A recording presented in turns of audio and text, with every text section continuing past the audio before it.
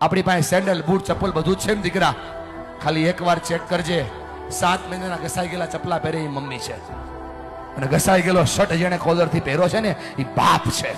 તમને ફરક પડે કે ના પડે, એમને ફરક પડે છે. જ્યારે તમે ખોટું બોલો છો, જ્યારે તમે તમારી જાતને છેતરો છો, જ્યારે ભણવાના બાના ઉપર તમે બીજા કામ કરો છો ને બેટા, તમને ફરક પડે કે ના પડે, એમને ફરક પડે છે. કેટલો ફરક પડે છે તમને કઈ નથી શકતા, કેમ કે તમે મોટા થઈ ગયા છો બેટા.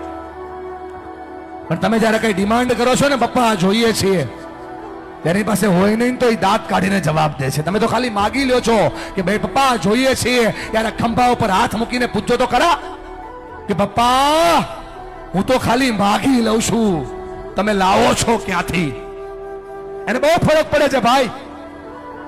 ફરી કઈ નથી શકતા, તું જુવાન થઈ ગયો ને એટલા માટે. અને જો મારા પર ભરોસો ન હોય, ખાલી આંખોમાં ચેક કરીને કેટલો ફરક પડે છે. આ બાપની આંખમાં જે આંસુ પડે છે ને, એને એટલો ફરક પડે છે.